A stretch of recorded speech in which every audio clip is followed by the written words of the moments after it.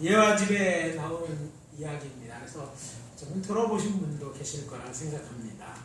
평소 예배 시간에 팔짱 끼고 구경꾼처럼 이제 계시던 한 모여 집사님이 갑자기 설교 시간에 수첩을 꺼내서 열심히 메모를 하는 것입니다. 그래서 위에 설교하면서 보니까 이 목사님이 볼 때 여 집사님 변화가 있는 것처럼 보였어요. 그래서 오늘 큰 은혜를 받는구나 이렇게 생각하고 예배 끝나고 성도님이 나가실 때 그 여자 집사님에게 말씀하셨습니다. 집사님 오늘 설교 시간에 열심히 쓰시던데 무슨 새로운 결단이라도 하셨습니까? 이렇게 이야기했더니 집사님 머리를 극적거리면서 말합니다. 실은 목사님 갯돈 순번 짜고 있었습니다. 그 중에 이런 분이 안 계신지 모르겠어요. 젊은이 갯돈 순번이 뭔지 잘 모를 수도 있어요. 사람들이 침묵계를 하는데 순서를 누가 타는지를 정하는데 예배 시간에 그걸 고민하고 정렬하고 열심히 위에서 보니까 듣는 것처럼 보였다는 그런 말입니다. 기독교의 예배란 세상의 다른 예배와 차이가 있습니다. 예배의 대상이 다르죠. 우리가 예배하는 예배의 대상은 지극히 높으신 성삼위 하나님께 사랑과 존귀와 영광을 올리는 거룩한 행위입니다. 여러분 제가 종종 이런 우스갯소리를 잘합니다.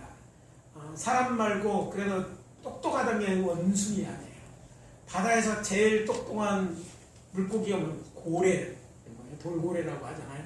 그런데 고래나 또 원숭이는요, 어느 지역에 있던 원숭이든 어떤 종류이든지 어떤 돌고래의 종류든지 모여서 예배하는 게 없어요.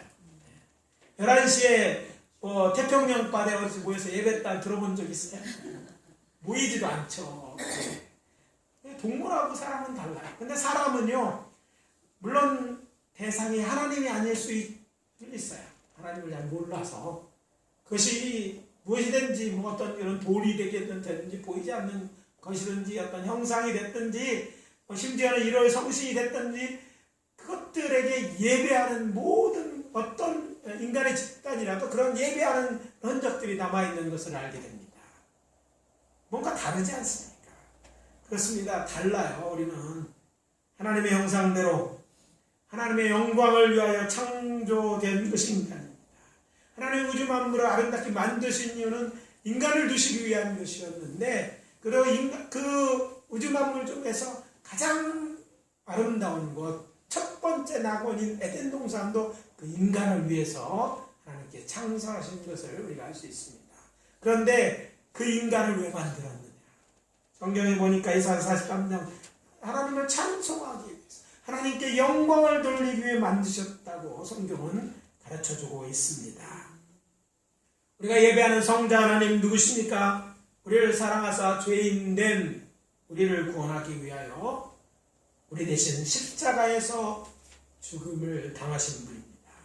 또 성령 하나님은 누구십니까? 지금도 우리와 함께 하시며 우리를 진리 가운데로 인도하시고 또 그뿐 아니라 우리로 주의 일을 할 수 있도록 이 세상 험한 세상을 잘 믿어내서 살는 것뿐만 아니라 그 가운데 주의 일을 할 수 있도록 도와주시는 하나님이십니다. 따라서 진정한 그리스도인들은 우리가 받은 그리고 받고 있는 하나님의 크신 은혜와 사랑을 기억하고 또 하나님을 경배하며 감사와 찬양 또 자매와 봉헌으로 응답해야 마땅하고 이 모든 믿음의 행위를 우리가 예배라고 부르는 것입니다. 그러므로 예배는 신앙생활의 기본 중에 기본이고 또 인간이 할 수 있는 가장 중요하고 가치 있는 일입니다. 그렇지만 저는 이 시간 왜 하나님을 예배해야 하느냐 또 어떻게 하나님을 예배해야 하는가에 대해서 말씀드리지 않습니다. 대신 하나님께서 오늘 설교 제목처럼 당신을 예배하는 자들에게 베풀어 주시는 하나님의 은혜에 대해 말씀드리고 또 이 시간 은혜를 나누고자 하는 것입니다. 하나님을 마땅히 예배해야 되는데 그 이유가 아니라 마땅히 예배해야 되는 그 일을 했는데 그 일을 하는 우리 사람들 예배하는 자들을 위하여 하나님께서 준비하시고 베풀어 주실 은혜가 있다는 것이죠. 물론 이 베풀어 주시는 무언가를 위해서 예배를 드리러 이 자리에 왔다면 그것은 아마 어린 나이와 같은 신앙이겠죠. 그렇지만 성숙한 자들은요, 그런 것이 아니라 하나님은 예배 받으실 만한 분이시기 때문에 그래서 예배하게 되고 또 예배할 때 하나님께서는 그런 자들을 위해 준비하는 은혜를 주실 것입니다. 또 은혜에 대해서 우리에게 어떤 은혜를 아는 것도 신앙에 도움이 되지 않겠어요? 그것들을 나누며 이 시간 은혜를 나누고자 합니다. 그 중에 첫 번째 것은요, 참된 기쁨을 얻게 될 것입니다. 따라해 봅시다. 참된 기쁨을 얻게 될 것이다. 참된 기쁨을 얻게 될 것이다. 예배하는 자는 참된 기쁨을 얻게 될 것입니다. 오늘 본문 10절입니다. 예루살렘을 사랑하는 자여 다 그 성읍과 함께 기뻐하라. 그 성읍과 함께 즐거워라. 그 성을 위하여 슬퍼하는 자들이여 다 그 성의 기쁨으로 말미암아 그 성과 함께 기뻐하라. 이렇게 되어 있어요. 예루살렘을 사랑하는 자들이요.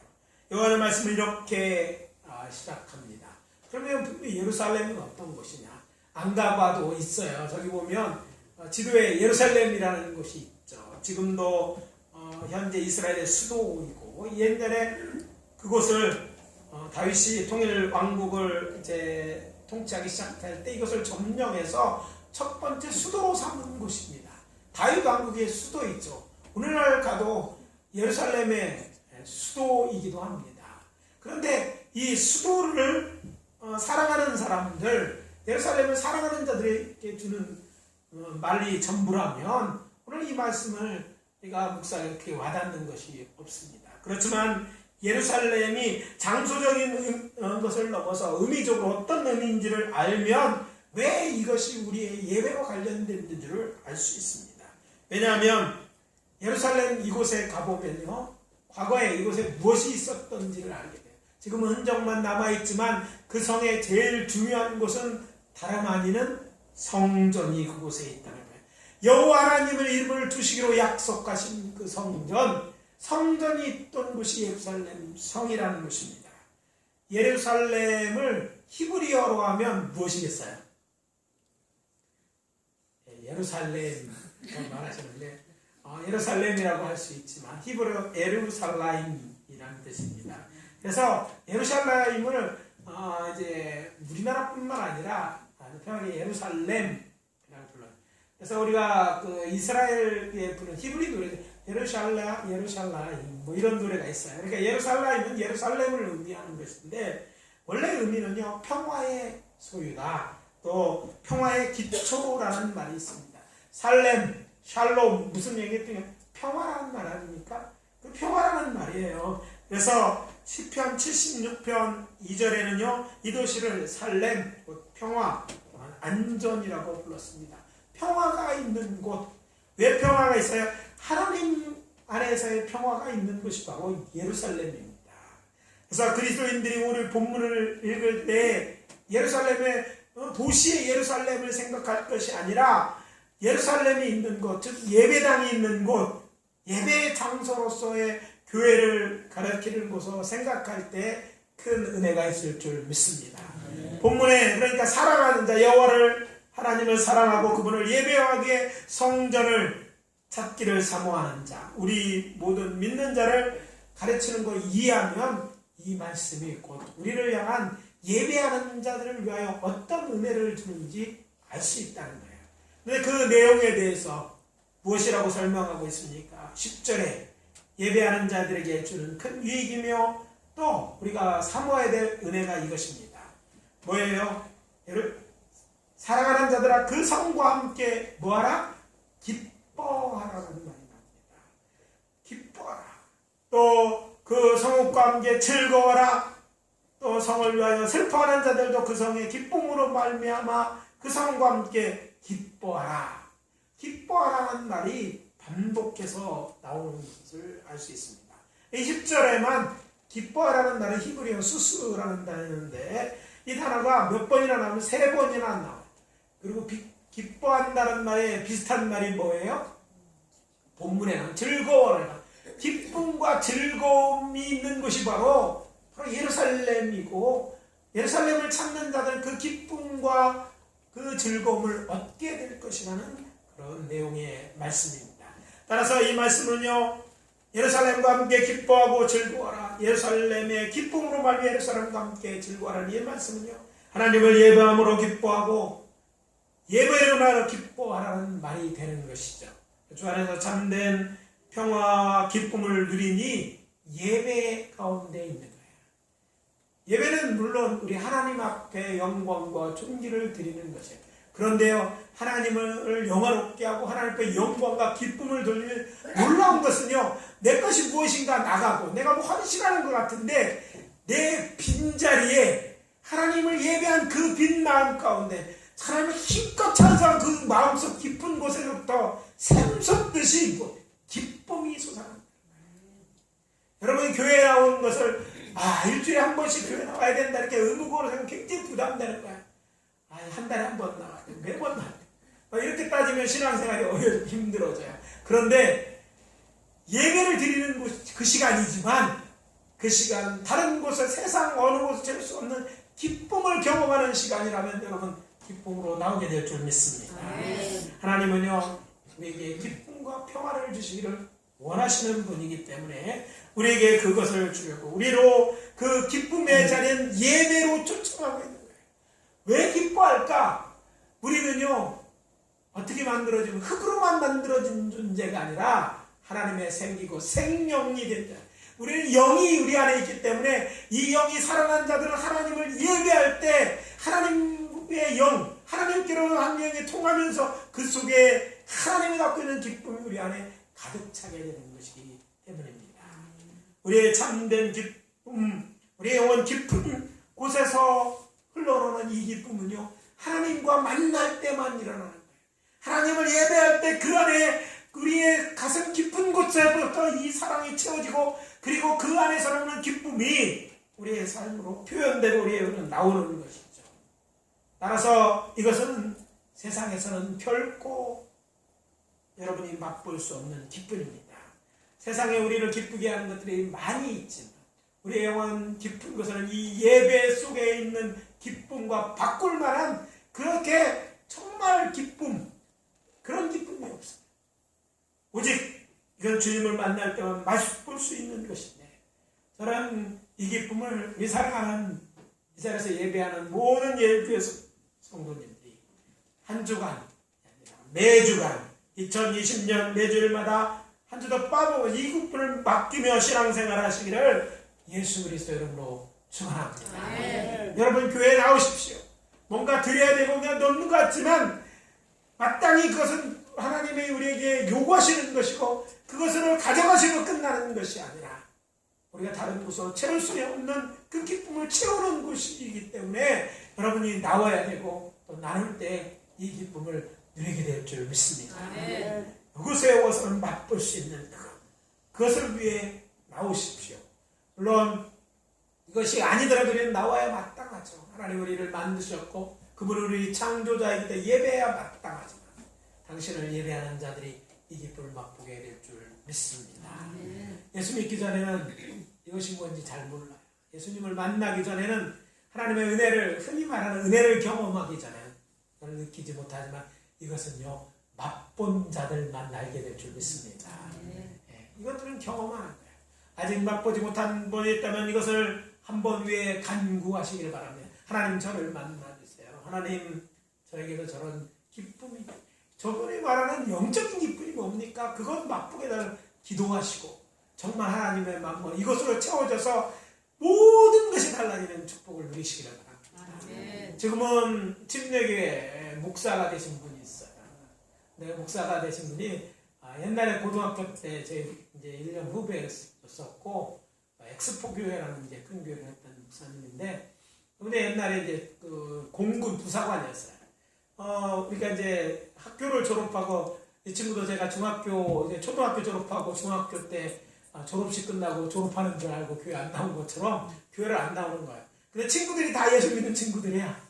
그래서 이제 예배 드리고 오면 혼자 당구 치고 있다가 오면 가격이 맞는 그런 친구였어요. 그래서 우리 후배들도 같이 만났는데 고등학교 때는 나 열심히 하던데 신앙생활을 안 하고 우리 참 기도의 제목이었어요. 혼자 당구를 잘 쳤어요. 옛날 치는 당구를 600당구 정도 치니까 굉장히 잘 치는 편이었는데 그 당시에는 당구값도 비쌌어요. 막 몇 마디 팔아야지 그 정도 친다고 할 정도로 늘 앉아서 이렇게 하던 친구가 어느 날 기도원에서 전화를 했어요. 저한테. 형, 내가 기도원에서 걸어 나오는데 길가에 있는 나무들이 저를 향해 막 소리 부고 찬양하고 막 그래요. 반 미친 것이죠. 그가 어려움이 있고 하나님께 기도하는 가운데 은혜 받고 모든 것이 달라붙는 그 기쁨 속에서 기쁨을 전하려고 전화를 했더라고요. 그리고 후에 이제 다시 학교에 가고 그래서 이제 목사가 됐는데 그 놀라운 하나님의 만남의 그 기쁨, 세상의 다른 것으로 그가 기쁨을 누리려고 집중해도 보고 다녀봤지만 어떤 그 기쁨을 그가 주님 만나고 느꼈던 거예요. 예수 만나면 이 기쁨이 있는 거예요. 그래서 신앙생활을 하면 어렵고 힘들어도 그 신앙 때문에 많은 우리 믿음에서는 생명까지 내놓는 거예요. 이 기쁨이 없다면 못할 줄 믿습니다. 예수 만나면 누릴 수 있고 그래서 예수에 미친 사람들이 매주 나와서 예배드리는 거예요.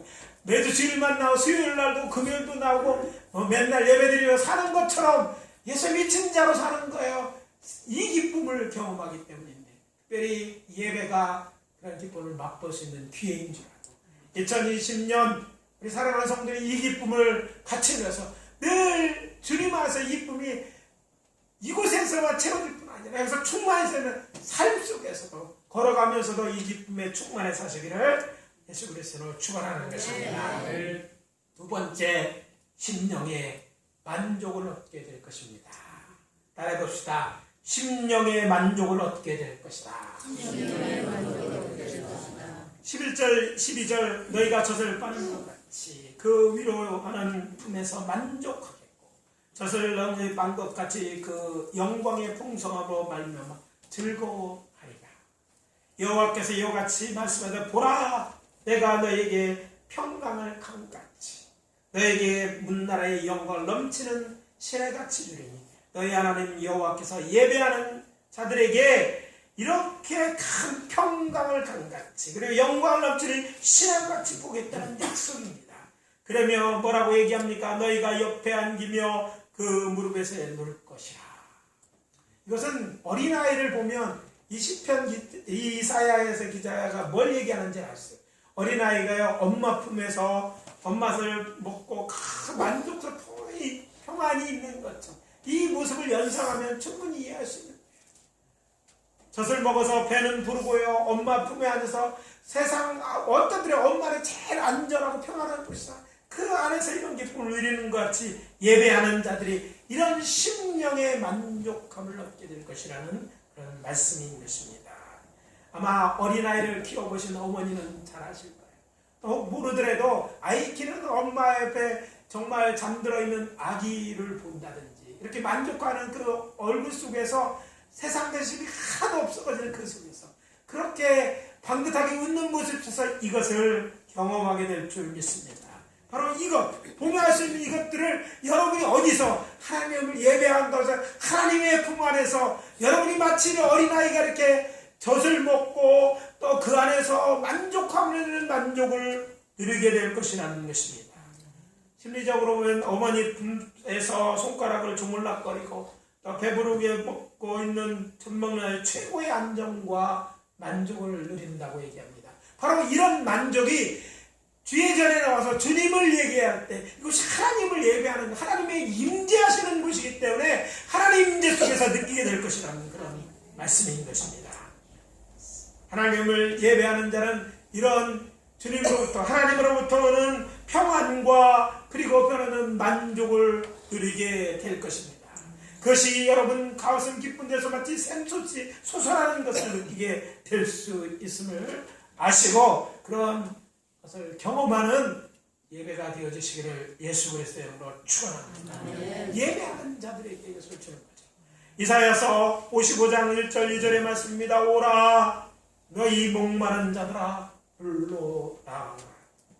돈 없는 자도 오라. 너희는 와서 사 먹되 돈 없이 값없이 와서 포도주와 젖을 사라. 너희가 어찌하여 양식이 아닌 것을 위하여 은을 달아주냐.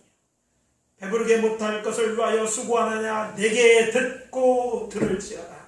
그러면 너희가 좋은 것을 먹을 것이며 너희 자신이 기름진 것으로 즐거움을 얻으리라. 하나님께서 당신의 백성에게 하시는 이 말씀을 들으시기 바랍니다. 여기서 우리는 하나님의 자부심을 볼 수 있습니다. 내가 너의 모든 그것이 어떤 갈증이든지 그 갈증을 해가 주겠다. 내가 너희를 좋은 것으로 먹여주겠는데 배부르게 먹게 할 것이다. 내가 너희에게 세상에서 누릴 수 있는 즐거움을 줄 것이다. 그러니까 주님은 뭐라고 해요? 그러니까 내게 나오라는 거예요. 네가 있는 모습 그대로. 죄인이면 죄인대로 네 손에 돈이 없어도 좋으니까 다 내게 와서 이것들을 먹고 나누고 쉼을 얻고 즐기라는 거예요. 이것이 예배로 우리를 부르시는 하나님의 심정인 줄 믿습니다. 그렇게 너희들이 그런 심 가운데라도 내게 온다면 이 예배 가운데 내가 채우는 이것들을 기쁨으로 채우고 만족함으로 채우고 이런 것들을 너희들이 경험하게 될 것이라는 것이죠. 우리가 믿고 섬기는 하나님 여호와 하나님은 이런 분입니다. 이런 하나님, 특별히 이분이 누구십니까? 우리의 하늘 아버지십니다. 좋으신 아버지십니다. 그러니까 우리가 찬송해야 마땅한 것이죠. 하나님은 이 놀라운 은혜의 자리로 그것이 예배의 자리인데 이 예배의 자리로 매주일 나와서 그 은혜를 누리라고 초청하신 줄 믿으시기 바랍니다. 우리 인생의 진정한 만족이 어디 있겠습니까?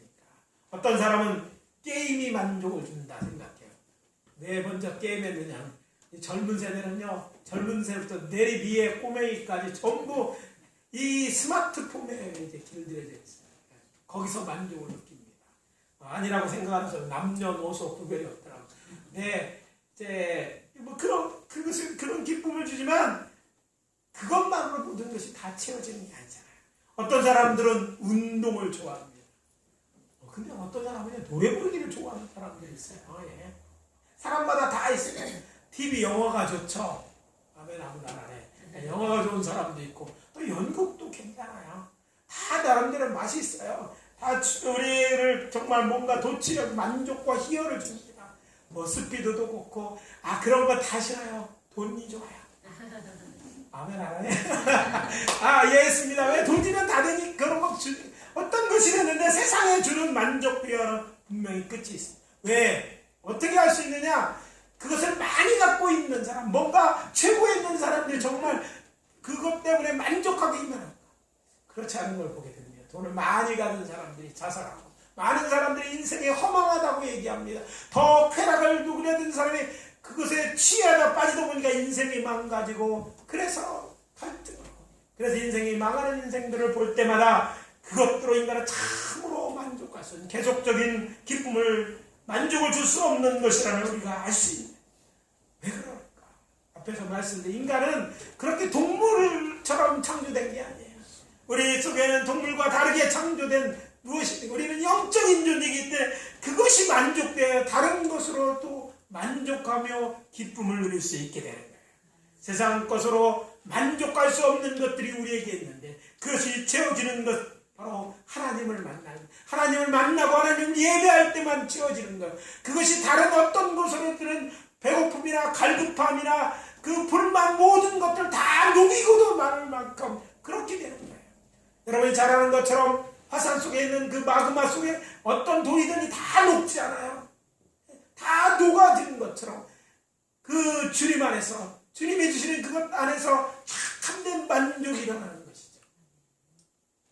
이 만족, 하나님의 은혜로 하나님의 사랑 가운데 창조된 사람들이 누릴 수 있도록 하나님의 예배를 통해서 경험하도록 하시는 것입니다. 세상 것을 찾아 여러분의 인생을 뭔가 해야 되겠죠. 이래야겠죠. 그러나 그것이 목적이 되지 않기로 합니다. 여러분 그것으로 얻을 수 있는 게 다 한계가 있어요. 때가 있습니다. 또 그것을 주더라도 잠깐만 줄 뿐이에요. 그리고 내가 가졌다고 한 순간서부터 잃어버리는 것이 바로 그런 것이에요. 돈이 그렇고 명예가 그렇고 여러분이 추구하는 쾌락들이 그렇습니다. 그러나 하나님으로는 이 모든 것이 없더라도 만족이 있을 줄 믿습니다. 아버지 품에 돌아가면 만족이, 어머니 품에 있는 것처럼 만물의 영장인 사람들은요, 하나님 안에 있을 때 하나님으로부터 오는 이런 영적이고 정적인 이런 모든 것에 만족함을 누릴 수 있도록 창조되어 존재이기 때문에, 그래서 하나님에 나와야지, 하나님 앞에 나와야 이 만족을 누리게 될 줄 믿습니다. 우리가 드리는 그런 것 다 좋고 만족을 주는 것들일 수 있어요. 그러나 영원하지가 않고 지속적이지 않습니다. 그러나 주께서 주시는 것은 영원하고 지속하는 것입니다. 그래서 말씀드립니다. 하나님의 사귐을 통해서 이 심령의 만족을 누리시는 사랑하는 성도님 되시길 바랍니다. 그리고 이것을 얻을 수 있는 것, 이 세상에서 얻을 수 있는 것은 진정한 우리의 마음의 안식처로 주님이 만드신 교회를 통해서, 특히 믿는 자들이 하나님을 예배하는 예배의 시간을 통해서 경험하게 될 줄 믿습니다. 그래서 이 경험의 장소, 이 거룩한 교회에 나오시고 주님 품에서 그것을 만족하게 느끼실 수 있는, 만족을 누리시며 이 땅에서도 살아가는 저와 여러분들 되어주시기를 예수 그리스도의 이름으로 축원합니다. 마지막으로 위로를 받게 될 것입니다. 따라해봅시다. 위로를 받게 될 것이다. 그럼 위로가 필요하십니까? 주님께 나오십시오. 지나간 이야기지만 1964년 우리나라는 외환보유가 1억 불도 되지 않았습니다. 우리나라의 당시 국민소득, 제가 본 자료가 믿는지 제가 써놓으면서도 이게 확인을 못해서 죄송한데요. 그 당시 1인당 국민소득이 얼마였을 것 같아요? 4달러입니다. 4달러. 그렇죠. 우리가 60년 전쟁 초에서 전 세계에서 꼴찌였으니까. 세계 여러 나라에게 도와달라고 손을 벌렸죠. 전쟁도 치렀으니까 얼마나 어렵겠습니까? 그런데 저들은 냉담했습니다. 그때 선뜻 우리나라에게 돈을 부어주고 또 우리를 도와주겠다는 나선 나라가 있었는데 그 나라는 서독입니다. 서독이 4천만 불을 빌려 주면서 그냥 주겠어요. 여러분, 어려울 때는요 그냥 주는 사람이 없어요. 어려울 때 더 뭔가요. 그래서 어려운 가난하다고 하면 돈을 안 꿔줘요. 살아보면 그래. 돈 있는 사람은 꿔주는데 돈 없는 사람 정작 필요 안 꿔줘. 왜? 돌려받을 수가 없거든. 이게 세상이 이치예요. 서독도 그냥 돈 준다 그런 게 아니에요. 대신 자기네들이 필요한 간호사와 광부가 필요한데 자국에서 그 사람이 없는 거예요. 그 사람들 와서 파견시켜서 일을 시키고 그 돈을, 그 임금을 독일 중앙은행에 예치하는 조건으로 4천만 불을 너희들을 위해서 너희 나라에 도와주겠다 이렇게 얘기한 거예요. 우리나라는 그 돈이 필요했어요. 뭔가 해하고 교회는 한국 정부는 그 돈이라도 딴 데는 돈 주는 데가 없으니까요. 필요했기 때문에 젊은이들을 모아서 그래서 나가서 당시 먹고 살기가 힘든 때였기 때문에 많은 젊은이들이 이것을 위해서 서독으로 건너갔습니다. 그래서 여자들은 간호사로서 또 남자들은 광부로서 그 어려운 일을 하게 됐어요. 근데 그들이 정말 한국 사람 근면하게 열심히 일하는 걸 보고 서독 정부가 너무 성공적인 전략이었어요. 돈은 빌려줬는데 뭐 어차피 은행에 임금으로 정착을 손해볼 것도 없고 열심히 일했기 때문에 그게 도움이 돼서 당시 대통령 박정희 대통령을 서독에 초청하게 됐습니다. 내용을 잘 알고 있는 박정희 대통령이 이제 서독 정부의 초청으로 서독에 가고 그래서 광부들이 있는 곳을 가서 광부를 만나게 되었습니다. 그들을 모아놓고 연설대에 섰는데 박 대통령이 당시 서보니까 연탄 가루에 시커멓게 묻힌 저들을 보면서 목이 메어 이렇게 말했다고 합니다. 다른 나라의 대통령이 되어 여러분을 이렇게 고생시키니 피눈물이 납니다. 말을 맺지 못하고 대통령이 울면서 말을 맺지 못한 거예요. 그 자리에 있던 광부들도 수행원도 다 울었다. 우리나라에 얼마 전에 있었던 사건, 우리나라에 이렇게 3만 불이 넘는 시대지만 이런 때가 있었어요. 그때 이 박정희 대통령의 연설이 광부들에게 큰 위로가 됐다고 합니다. 우리에게는 이런 위로가 필요한 때가 있어요. 현재 우리나라는 IMF 한포 이후로 나라의 경제적 어려움이 가중되고 있습니다. 그리고 많은 사람들이 또 실직하고 사업이 또 망하면 이러다가 더 큰 어려움일까 염려하는 사람들이 많습니다.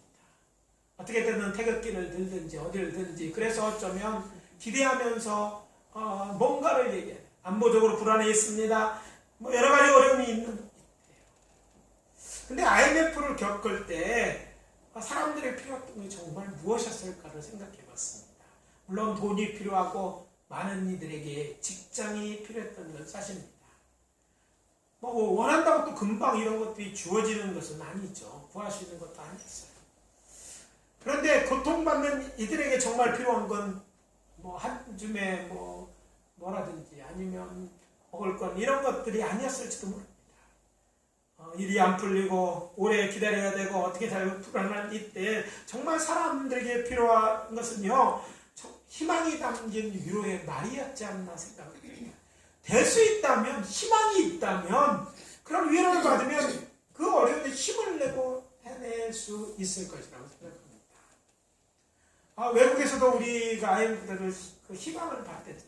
근데 재미난 거는요 사고 친 건 정치하는 사람들이고 경제하는 사람인데 돈 낸 거 금은 폐물 갖다 팔아낸 거는 보통 사람들이었어요. 그들 중에서 있었겠죠. 우리 집에도 저희들도 그랬고 여기 있는 많은 어르신들 그때 팔아서 외환 보험이 없어 돈을 안 빌려주는 거였으니까 금모기를 했어요. 근데 놀라운 것은요 그런 행동이 백성들에게 힘을 보여줬고 위로가 됐고 돕는 자가 생겼다고 생각합니다. 그래서 그 위기를 다 벗어나고 지금은 돕는 나라가 되어 있습니다. 또 한 번 지금은 와 있지만 우리들에게 정말 필요한 건 그때와 똑같은 위로의 말이라고 생각합니다. 근데 이 말 정치인들에서는 찾을 수 없는 것 같아요. 여러분 그렇다고 절망하지 마십시오. 오늘 본문의 말씀 하나님이 말씀하십니다. 13절 시작 어머니가 자식을 위로한 것 같이 내가 너희를 위로할 것입니다. 너희가 예루살렘에서 위로를 받으리니 너희가 이를 보고 마음이 기뻐서 너희 뼈가 연한 풀의 무성함 같으리라. 여호와에서는 그의 종들에게 나타났고 그의 진노는 그의 원수에게 더하리라. 그렇습니다. 이 나라의 희망은 저는 교회가 있기 때문이라고 믿습니다. 왜 그럴까요?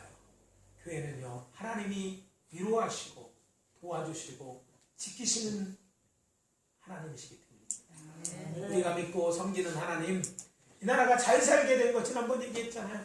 하나님이 함께 하시고 축복하면 못 살더라도 잘 살게 될 줄 믿습니다. 그러니까 하나님 앞에 우리의 잘못된 것을 싶다면 회개하고 우리를 삶을 고치고 하나님의 도움을 구한다면 하나님은 기적을 만드시는 분이 아니십니까? 기적이 일상이신 분이에요. 없는 것도 만드시는 분이 하나님이신데 못하실 일이 없는 줄 믿습니다. 여러분의 문제, 우리나라의 문제 또한 우리의 불안한 그것도 하나님이 지키시고 보호하신다고 하실 때 그 말씀이 있다면 위로의 하나님의 이 말씀이 임한다고 힘을 얻을 줄 믿습니다. 그분이 누구이기 때문에 우리의 하늘 아버지이기 때문입니다. 그래서 한국교회에 희망이 있다고 말하는 것이고 한국교회가 누굽니까? 우리가 한국교회입니다. 우리의 하늘 아버지께 우리가 기도하고 또 우리가 이 말씀을 통해서 위로받고 힘을 얻고 우리가 맡은 자리에서 불평보다는 내가 하나님을 최선을 다하고 우리의 삶을 고친다면 하나님께서 말로만 위로하시는 것이 아니라 우리를 축복하시고 우리를 도와주실 줄 믿습니다. 마치 연한 풀이 다시 무성해지는 것처럼 우리의 것들이 잘 되어지는 역사가 있게 될 줄 믿습니다. 여호와 손이 우리들에게 당신이 사용한 사람들을 통해서 그것이 나라가 됐던 어떤 사람이든 집단이든 그들을 들어서 우리를 든다는 하나님께서 사용하실 것입니다. 그리고 원수들에게는 진노를 더하실 것입니다. 우리 원수 갚는 것 또한 주께 맡기고 이 말씀을 통해서 위로를 받으시기 바랍니다. 예를 들어 봅시다. 우리 아이가 맞고 우리 집에 들어왔다고 칩시다. 부모인 저희들이 이해 어떻든지 내 아이가 맞고 오면 열불이 나죠. 그렇잖아. 왜? 내 아이가 잘못해서 어떤 때는 안 보이더라고요. 무조건 내 아이가 잘한 것 같고 잘못한 거 남이 잘못한 것처럼 왜 내가 사랑하기 때문에 이렇게 보이는 거야. 부모의 마음이 다 그렇지 않습니까? 아프면 어떻게 치료할 것이 합니까? 내가 오라늘 나가서 내가 어떻게든지 그 문제를 해결하자는 그런 마음이 생기고, 아니 또 나가지 않겠으면 누가 그랬느냐고 힘이 있어서가 아니라 그런 것들이 생겨나고 그런 담대함도 생기는 것이 이 부모인 것처럼, 지금 하나님은 당신의 자녀된 우리를 보시고 우리가 아파하고 우리가 고통스러워한다면 어떻게 하시겠어요? 당연히 우리를 위해 일하시지 않겠어요? 그래서 말씀드립니다. 이 하나님이 우리 하나님이시고 이 하나님이 지금도 우리를 사랑하고 계신다는 이 말씀 속에서 위로를 받으시기 바랍니다. 하나님이 도와주실 것이라는 그 말씀 때문에 힘을 얻으시기 바랍니다. 나도 너 때문에 마음이 아프다. 내가 여기 있으니 염려하지 마라. 내가 너를 도와줄 테니 걱정하지 마라. 이 말씀을 우리의 마음에 위로 삼고 힘을 삼으시기를 바랍니다. 오늘 말씀을 마무리합니다. 하나님께서는 예배를 통해 우리의 심령의 기쁨과 만족 그리고 위로를 주십니다. 그렇게 하심으로 우리가 살아갈 힘과 평안을 주시는 좋으신 하나님이십니다. 올 한해도 그래서 예배에 힘쓰는 자들이 됩시다. 예배 때마다 그때마다 다른 누구가 아니라 하나님을 만나는 경험을 하시고 하나님이 주시는 풍성한 은혜를 받아 누리시는 우리 모두 되어주시기를 예수 그리스도의 이름으로 축원합니다. 기도하겠습니다. 아버지 하나님, 주의 은혜와 사랑을 감사합니다. 오늘 주의 전에 와서 예배합니다. 주님 찬양과 영광을 받아주시옵소서. 우리를 자녀 삼으신 것 감사하고 우리를 죄 가운데 구원하신 주님께서 우리를 도우실 것을 인하여 감사를 드립니다. 하나님이 기뻐하는 찬송과 예배를 드려 주의 전에 왔습니다. 이 발걸음이 헛된 발걸음이 아닌 줄 믿습니다. 하나님의 은혜가 우리 가운데 있을 줄 믿습니다. 우리에게 정말 기쁨이 필요한 자가 있습니까? 아버지, 위로가 필요한 자가 있습니까?